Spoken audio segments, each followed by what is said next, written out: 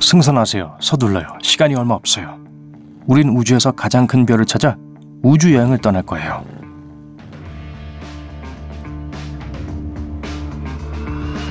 우리가 지나게 될 첫 번째 별은 태양입니다. 우주에서 가장 큰 태양은 아니지만 여전히 거대해요. 100만 개의 지구를 넣을 수 있을 정도죠.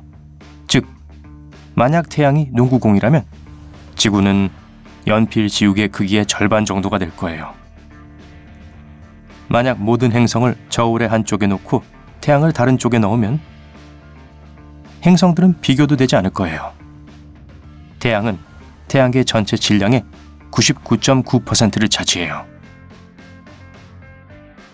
질량은 어떤 것이 얼마나 많은 물질로 만들어져 있는가를 의미하는데요. 바로 그 덕분에 별이 반짝이는 겁니다.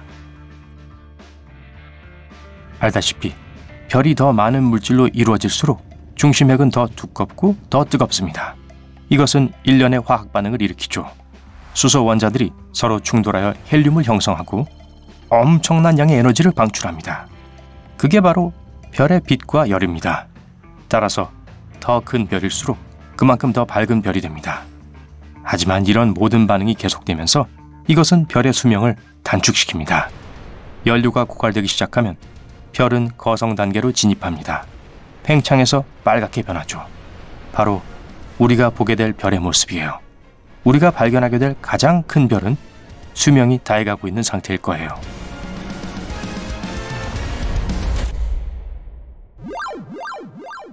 초경량 엔진을 켜고 우리는 곧 루만 16 시스템에 도착합니다. 여기서 우리는 세상에서 가장 작은 별 중 하나를 보게 됩니다. 갈색 외성이에요. 작다는 건 목성 정도의 크기를 말하는 거예요. 하지만 별치고는 작은 거예요. 갈색 외성은 화학 반응에 필요한 질량이 충분하지 않기 때문에 실패한 별이라고도 불립니다. 그렇게 밝진 않지만 밀도가 매우 높다 의미예요. 그 안에 있는 모든 물질들은 너무 빽빽하게 들어차 있어서 목성과 크기는 같지만 무게는 80배나 더 나가죠. 그게 대단하다고 생각했다면 백색 외성은 이보다 훨씬 더 밀도가 높습니다. 이건 시리우스 B입니다. 크기는 목성과 비슷하지만 무게는 태양만큼 나갑니다. 희미한 하얀 빛을 내뿜어요. 일단 가스가 고갈되면 빨갛게 변해서 식을 거예요. 이제 시리우스 B의 거대한 이웃 시리우스 A에 더 가까이 다가갑니다. 지구에서 이 별을 쉽게 볼 수 있어요. 망원경도 없이요. 태양보다 2배 더 무겁고 1.5배 더 넓은 이 별은 밤하늘에서 가장 밝은 별입니다. 이제 우린 지구에서 550광년 떨어진 카시오페이아 별자리까지 날아갑니다. 거의 100년 전에 여기서 우주 폭발이 일어났습니다. 폭발은 감마 카시오페이아 별의 대기를 확장시켰고 일부 가스는 우주로 퍼져나갔어요. 그 후 그 별자리에서 가장 밝은 별이 되었습니다. 태양보다 10배 더 넓어요. 유명한 북극성 얘기를 해볼게요. 재밌는 사실은 다양한 별이 수년에 걸쳐 북극성의 타이틀을 가지고 있었고 앞으로도 더 많은 별이 이 타이틀을 차지할 거란 겁니다. 그건 지구의 극성이 26,000년마다 바뀌기 때문이죠. 지구가 회전하는 팽이라고 상상해보세요. 북극은 작은 원을 그리며 움직이면서 그때마다 북쪽에 있는 다른 별들을 가리킬 거예요. 현재의 북극성은 태양보다 37배 더 넓고 5배 더 무거워요. 밤하늘에서 쉽게 찾을 수 있습니다. 소북두칠성 끝에 있어요. 이제 준비하세요. 폭풍의 눈을 향해 출발합니다. 우리 은하계의 중심이죠. 다음 별을 보려면 적외선 모드로 전환해야 합니다. 이 피스톨 별은 우주 먼지 속에 숨어 있습니다. 단 20초 만에 우리 태양이 1년 동안 방출하는 빛보다 많은 빛을 방출합니다. 그 크기도 놀라워요. 태양보다 420배 더 넓습니다. 하지만 이것도 여전히 인류에게 알려진 가장 빛나는 별은 아닙니다. 이건 삼각형 별자리의 청색 초거성이에요. B416을 소개합니다. 태양보다 거의 1000만 배나 밝아요. 하지만 별은 밝을수록 모든 연료를 빨리 태우고 수명이 짧아져요. 거의 빛을 내지 않고 연료를 훨씬 더 천천히 태우는 적색 외성에 비해 수명은 수십만 배 더 짧아질 거예요. 지구에서 3,400광년 떨어진 곳에 우주에서 가장 희귀한 천체 중 하나가 있습니다. 카시오페이아 로라고 불리는 황색 극대 거성입니다. 우리 은하에 있는 수많은 별들 중에서 이런 종류는 겨우 수십 개밖에 없어요. 그리고 비록 이 별은 지구에서 아주 멀리 떨어져 있지만 망원경 없이 볼 수 있습니다. 우리 태양보다 30만 배 더 밝기 때문이에요. 또한 이 물체가 우리의 태양보다 900배 더 넓다는 사실 때문이기도 하죠. 그리고 그 색깔로 봤을 때 연료 비축량이 오랫동안 지속될 것이란 걸 알 수 있습니다. 카시오페이아 로가 빨갛게 변하고 팽창하기 시작하면 이 별이 우주에서 가장 큰 별 중 하나가 될 거예요. 이제 오리온 자리로 이동합니다. 눈에 보이는 별은 베텔게우스입니다.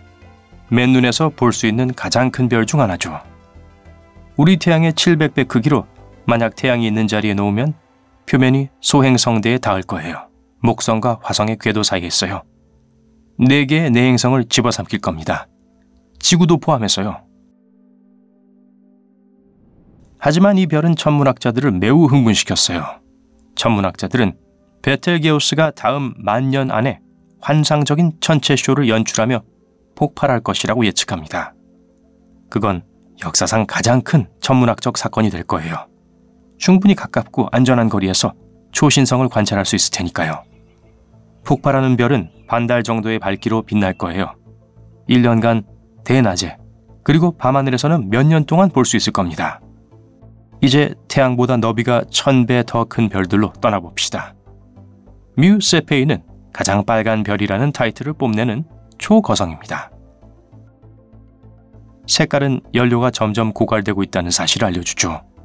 하지만 여전히 매우 거대해서 10억 개의 태양이 들어갈 수 있어요. 그리고 그 질량 때문에 이 별은 결국에 초신성 혹은 블랙홀이 될 겁니다. 지구에서 거의 4,000광년 떨어진 곳으로 여행합니다. 여기 있네요.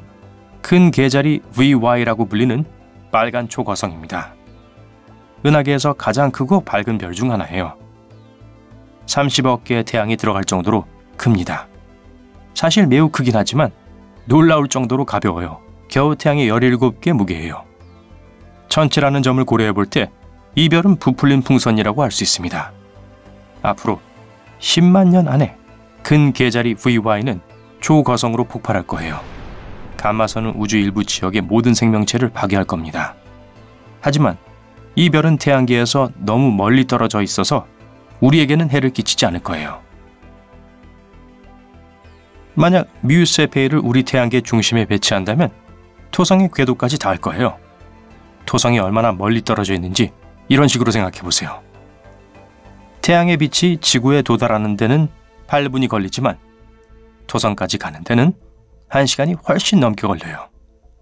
이 거대한 별에 비하면 태양은 모래 아래 불과합니다. 우리 우주에서 가장 빛나고 가장 붉은 별 중 하나죠. 별이 크고 빨갛게 될수록 그 끝에 가까워집니다. 그래서 우린 우주의 거인을 보고 있을 뿐만 아니라 가장 오래된 천체 중 하나를 보고 있는 것이기도 합니다.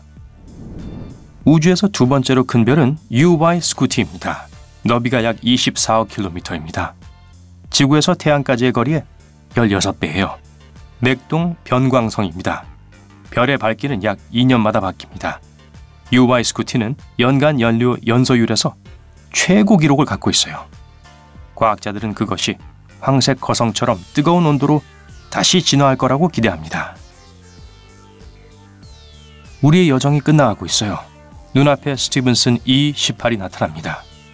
이 별에서 나오는 빛이 지구에 도달하는 데는 2만 년이 걸립니다. 우리의 작은 지구에서 이 붉은 초거성을 못 볼 수가 없어요. 우리 태양보다 2150배 넓어요.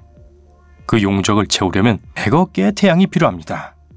비교하자면 보통 해변에는 약 50억 개의 모래알이 있는 걸 상상해 보세요.